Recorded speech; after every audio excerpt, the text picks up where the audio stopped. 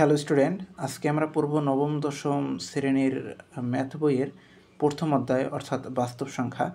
তো বাস্তব সংখ্যা আসলে কী?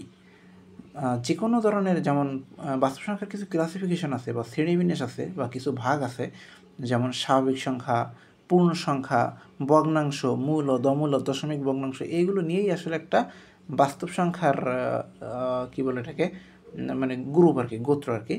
তো আমরা এই যে বাস্তব সংখ্যার যে ক্লাসিফিকেশনগুলো, এইগুলো আগে আমরা প্রথমে দেখি। প্রথমে হচ্ছে স্বাভাবিক সংখ্যা, এটাকে ইংলিশে ন্যাচারাল নাম্বার বলে। তো স্বাভাবিক সংখ্যা কি? আমরা যেমন সাধারণভাবে বলি না 1 2 3 4 5 6, এগুলো হচ্ছে স্বাভাবিক সংখ্যা, ঠিক আছে? তো এগুলোই স্বাভাবিক সংখ্যা। এরপর হচ্ছে এটা লিখে দেই 1 2 3 4, এটা হচ্ছে স্বাভাবিক সংখ্যা। এরপর হচ্ছে পূর্ণ সংখ্যা। পূর্ণ সংখ্যা মানে কি? এমন সংখ্যা যেখানে কোনো ফ্র্যাকশন বা কোনো দশমিক জিনিসটা থাকবে না, সেটাই হচ্ছে আমাদের পূর্ণ সংখ্যা। যেমন আমরা বলতে পারি এখানে জিরো হতে, পূর্ণ সংখ্যার ভিতরে কিন্তু জিরো হতে পারে, আবার মাইনাস হতে পারে, যেমন -3, -2, তারপরে -1, তারপর 0 1 2 3, এগুলো হচ্ছে পূর্ণ সংখ্যা, ঠিক আছে? এরপর হচ্ছে আমাদের ভগ্নাংশ।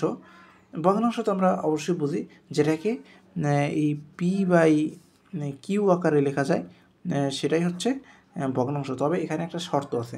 শর্তটা কি?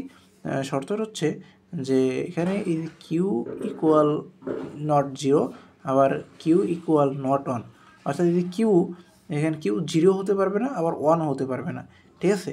কারণ দেখেন, আমরা যদি নিচে উপরে আমরা যে কোনো একটা সংখ্যা ধরলাম, ধরো 5 ধরলাম, নিচে 0 ধরলাম, তখন কী হবে?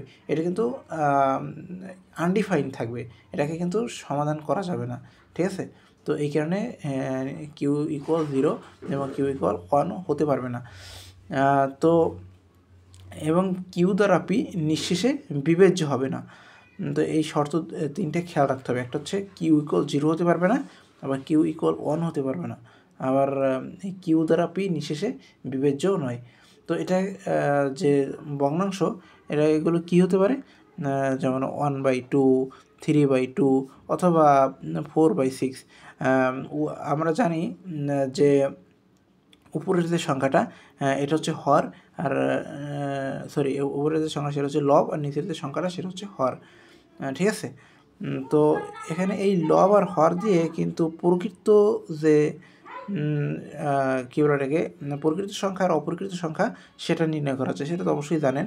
যদি এখানে পি এর থেকে কিউ বড় হয়, হ্যাঁ, তাহলে সেটা হচ্ছে কি? সেটা হচ্ছে প্রকৃত ভগ্নাংশ, প্রকৃত ভগ্নাংশ। আর যদি পি এর থেকে কিউ বড় হয়, পি বড় হয় কিউ এর থেকে, তাহলে সেটা হচ্ছে অপ্রকৃত, রাইট? যেমন এখানে আমরা যে তিনটে যে লিখছি, তিনটার এটা হচ্ছে প্রকৃত। এখানে যে কিউ যে মানটা আছে নিচে, কিউর মান হচ্ছে কিউ কিন্তু বড়, 6 বড়, আর 4 হচ্ছে ছোটো, পি এর মান ছোটো, তো এটা হচ্ছে প্রকৃত। আর এই যে আমাদের অপ্রকৃত কী বলে এটাকে, শর্ত হচ্ছে পি বড় হতে হবে কিউ এর থেকে। তো এই যে 3/2, এখানে 3 হচ্ছে পি এর মান, এটা কিন্তু বড় কিউ এর থেকে, তো এটা হচ্ছে অপ্রকৃত। এরপরে এসে আমরা মূলত। মূলত কি কাকে বলে? মূলতকে যদি মূলত সেটাকে বলে, যদি এটাকে যদি পি/কিউ আকারে প্রকাশ করা যায়, হ্যাঁ, সেটাকে মূলত সংখ্যা বলা হয়। যখন পি ও কিউ পূর্ণ সংখ্যা হবে। এখানে আরেকটা শর্ত আছে, এখানে পি আর কিউ উভয়টাকে পূর্ণ সংখ্যা হতে হবে, মানে পূর্ণ সংখ্যা হতে হবে। অ্যান্ড আরেকটা শর্ত হচ্ছে এখানে Q equal not 0। Q equal not 0 কারণ যদি কিউ ইকুয়াল 0ই হয়, তাহলে এটাকে আর সমাধান করা যাবে না, এটা আনডিফাইন হয়ে যাবে। এই কারণে কিউ ইকুয়াল নট 0 মূলত সংখ্যার শর্ত। যদি আমরা এক্সাম্পল দিই, আমরা বলতে পারি যে 4/1 ইকুয়াল 4, এটা একটা মূলত সংখ্যা, বা 11/2, 5/5, এটা একটা মূলত সংখ্যা।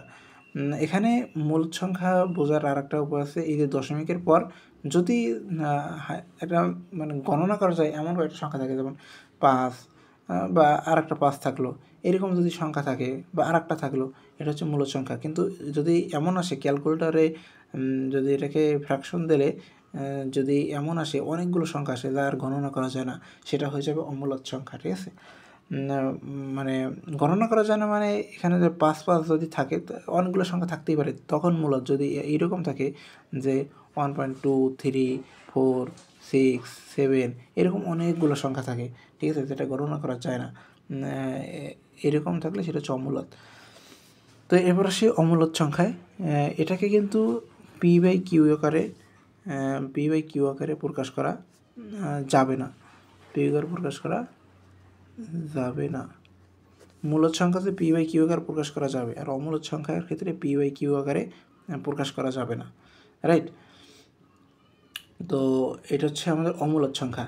তো এখানে যদি কিছু এক্সাম্পল দেই, তার আগে এখানেও কিছু শর্ত আছে আসলে। শর্তটা হচ্ছে যেখানে p এবং q হচ্ছে পূর্ণ সংখ্যা। আমরা মূলদ সংখ্যাকেও দেখছি p এবং q পূর্ণ সংখ্যা এবং q ইকুয়াল নির্দিষ্ট, অর্থাৎ অমূলদ আর মূলদের যে শর্ত সেটা সেম, শর্ত সেম। একটা হচ্ছে যাবে আর একটা হচ্ছে যাবে না, এবং শর্ত দুটোর ক্ষেত্রেই সেম। তো যদি কিছু এক্সাম্পল দেই তাহলে আমরা বলতে পারি যেমন √2 তো এটাকে যদি ক্যালকুলেটারে করেন তাহলে অনেকগুলো 1.4 1.4 2 1 3 এরকম চলতেই থাকবে। তো এটার কোনো মানে এটা অসীম, এটার কোনো নির্দিষ্ট সীমা নেই। তো এই কারণে এটা অমূলদ সংখ্যা। এভাবে দেখতে পারেন √3, এভাবে অনেকগুলো সংখ্যা আসবে। তো এগুলো হচ্ছে অমূলদ সংখ্যা, যেটাকে ইংলিশে বলে ইরেশনাল নাম্বার। এই ইংলিশদের টার্মগুলো এগুলো পড়বেন সাথে সাথে, কারণ এগুলো বড় ক্লাসে দরকার আছে। তো এখানে মূলদ সংখ্যাকে বলে রেশনাল নাম্বার, অমূলদ সংখ্যাকে বলে ইরেশনাল নাম্বার। তারপর আছে দশমিক ভগ্নাংশ। দশমিক ভগ্নাংশ তো আমরা জানেন দশমিক জিনিসটা কী আসলে। যেমন আমরা যদি বলি 5/2, হ্যাঁ, এটাকে কী বলে 2.5 আকারে লেখা যায়। এটাকে দশমিক আকারে লিখলে হয় 2.5। এটাই হচ্ছে দশমিক ভগ্নাংশ। তো দশমিক ভগ্নাংশের আবার কিছু আছে, দুইটা শাখা আছে। একটা হচ্ছে সসীম দশমিক ভগ্নাংশ আর একটা হচ্ছে অসীম দশমিক ভগ্নাংশ। তো সসীম দশমিক ভগ্নাংশ কি, মানে দশমিক বিন্দুর পর যে অঙ্ক সংখ্যা থাকে সেটা যদি সসীম হয়, যেমন এই যে এইটাই ধরেন, এখানে 2.5 আছে না, দশমিকের পর একটা আছে, তো এইটা হচ্ছে সসীম। আর অসীম কি, যদি দশমিকের পর এই সংখ্যাটা কোনো নির্দিষ্ট সীমা না থাকে সেটা হচ্ছে অসীম। যেমন এই √2 কোনো সীমা নেই, এটা হচ্ছে অসীম দশমিক ভগ্নাংশ, ঠিক আছে? আর বাস্তব সংখ্যার ক্ষেত্রে স্পেসিফিক্যালি বলতে গেলে আমরা বলতে পারি যে যদি সকল একটা যে বাস্তব সংখ্যার যে সংজ্ঞা যদি সেটা আসে পরীক্ষায়, তাহলে লিখতে পারবেন যে সকল মূলদ সংখ্যা এবং অমূলদ সংখ্যাকে বাস্তব সংখ্যা বলা হয়, ঠিক আছে? সকল মূলদ সংখ্যা এবং অমূলদ সংখ্যাকে বাস্তব সংখ্যা বলা হয়। তো আজকের ক্লাস এই পর্যন্তই। পরবর্তীতে এই চ্যাপ্টারের যে বাকি অংশটা আছে সেটা নিয়ে আমরা বিস্তারিত আলোচনা করব। আসসালামু আলাইকুম।